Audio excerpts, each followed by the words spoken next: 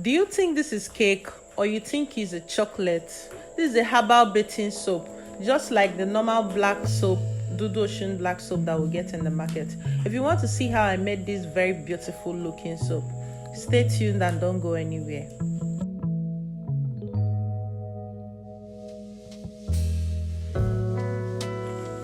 Hi y'all, welcome back to my channel. This is Bam Glam of Bam G Foods DIY. I'll be showing you how to make a herbal bathing black soap. So one of the herbs I'll be making use of is lemongrass. We all know that lemongrass brightens the skin. There's lemongrass oil in the market, of which ladies infuse in their cream for their daily routine. It contains lots of vitamin C's and some properties which can also help heal the skin from eczema, ringworms, skin reactions, even nappy rashes.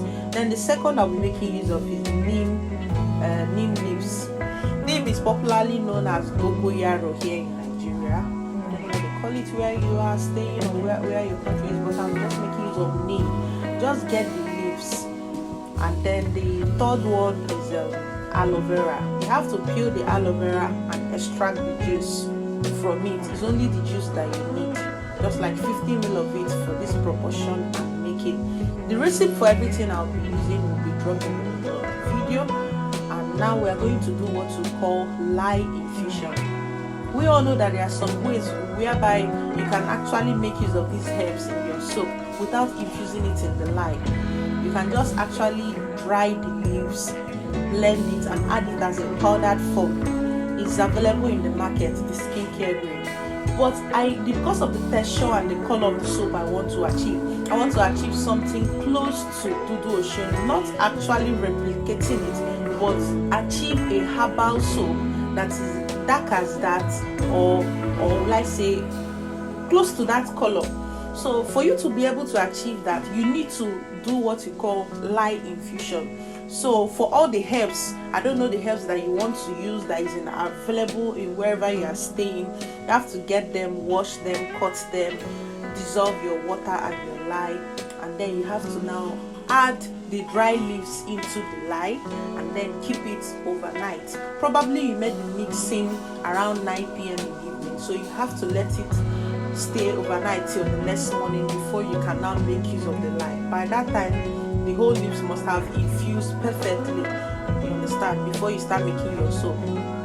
Then when you extract your aloe vera juice, you have to keep it aside. It's by the next day when you must have strained these leaves. You use something like a cheesecloth and separate the lye water from all these leaves. It's inside the water that you will now add the aloe vera juice. You don't need to add the aloe vera juice right now. You actually need the aloe vera juice if you want to get the dark color. You need it too to be able to maintain that darkness, that dark color. If you want to work with only lemongrass and neem leaf, your color will not be as dark as mine. Then if the quantity of your lemongrass and your neem leaves are also not sufficient enough, your color outcome will also not be as dark as mine. If you infuse aloe vera, it will help to darken your soap perfectly. I hope you understand. The aloe vera juice, once it touches light, it just immediately starts changing color to give you that color that you want. That's how most of these colors are being achieved. That's why you are on my channel. Have you clicked the like button? Have you subscribed to my channel? Have you shared my video? You will learn a lot of things here on my channel. We'll be doing a lot of things on a budget. So after mixing everything up, you just have to cover it. Keep it aside where children cannot touch it. Please keep it in a very safe place so that nobody will actually put his or her hand inside this, and then you set it aside.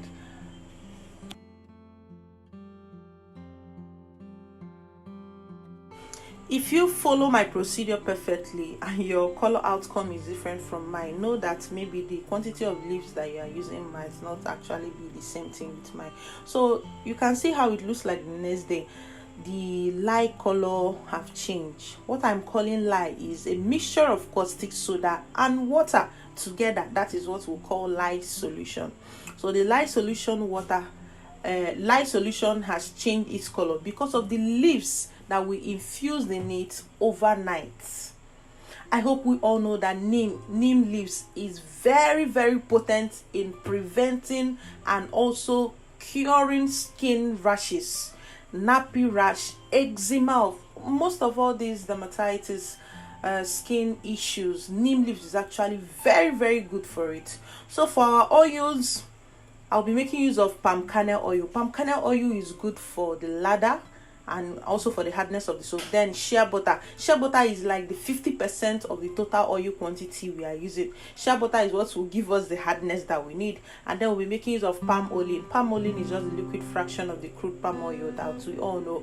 When the companies get the crude palm oil that is red color, they will subject it to some fractionation and then bring out the liquid fraction, which is palm oil. So that's just it. Palm oil is not a complete substitute for olive oil or sunflower oil, which are soft oils, but is a close substitute. So if you are staying where you can't see olive oil, is not cheap, make use of the oil that is available in your community. Just go online and check for the fatty acid profile of the oils you have, and then you select your oils nicely. You must not use what others are using. Make use of what you have, and you have a very good soap. For my 5% discount, I'm making use of neem seed oil and also tea tree oil. We all know that these two oils are very good when we're talking about skin infections. I hope you know. If you don't have neem seed oil and tea tree oil for your 5% discount, which is 31 grams, use any other oil you have for your 5% discount. That 5% super fat discount is just like the amount of oil that will be left unsaponified after the soap is properly cured. This will just like offer your skin some moisturizing effects after using your soap to bathe, so that the soap will not totally strip out all the oils from your skin. I hope you understand. There is a full lecture about super fat. If you want to learn more about bathing soap, you can join my bathing soap group. I have a group for bathing soap. This is another herb I'm adding right now. It's quite optional, but I just needed to add it because I'm making this soap specially for somebody.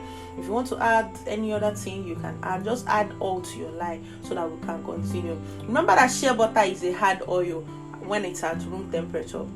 So you have to place the shea butter on fire and melt it.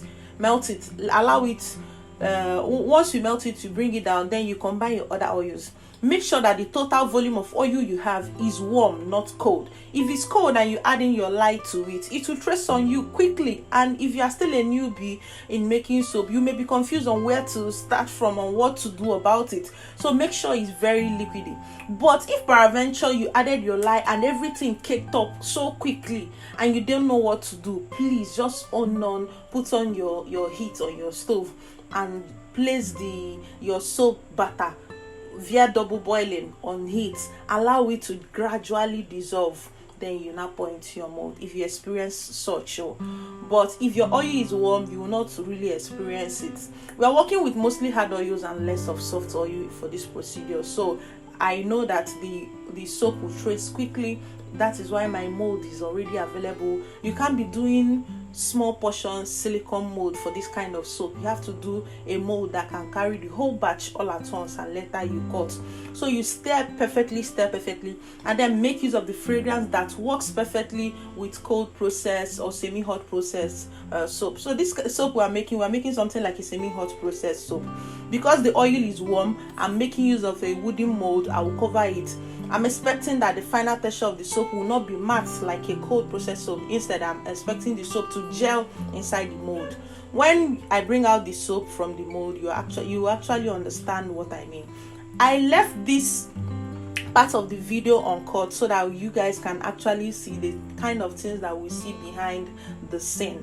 I left this part. I didn't want to edit it out, so that you see that sometimes we also get to this point where our soap butter has hardened up on us, but you have to just keep working, just avoid distraction, keep working, smoothing your soap surface, wear a hand glove, arrange everything, make sure everything is in order. Tap your mold perfectly so that the whole soap can sink in perfectly, so that you won't have pockets in your soap like me. So once you are done, if you want to design, you design. I try to design the surface and make it a little bit texture the surface a little bit so that it will look like a handmade soap. So once you are done, you cover it and let it sit overnight, or let's say you make it in the evening, so by the next day you should bringing it out. So look at the texture right now, how it looks like. It looks, can you see that the color has changed? Will I say the color, or will I say the texture has changed? It's now more jelly than when I poured it inside the mold. So the texture is beautiful. The soap is hard, but not very hard like your commercial soap. So after cutting it, you still have to leave it on your shelf for like a week or so that you get a very hard texture. But if you work with this combination of oil, you don't need any hardener at all. You will have your soap perfect. Look at how beautiful and smooth the soap is. In fact, it's so beautiful. I don't know how to explain the soap. It's so beautiful. It looks like a chocolate cake. The texture too is so nice and so jelly. The soap is jelly that if you pass light through it, you may be able to see some reflections from the edges. It's kind of translucent, you understand? So I hope you enjoyed watching this video. I'll be making more series on bathing soap, so subscribe to my channel and stay tuned. If you have not joined my WhatsApp group, send us a message on the WhatsApp number on the screen so that you can join and you'll learn more. Thank you guys very much. I hope you enjoyed this one. So make it and show me what you did in the group.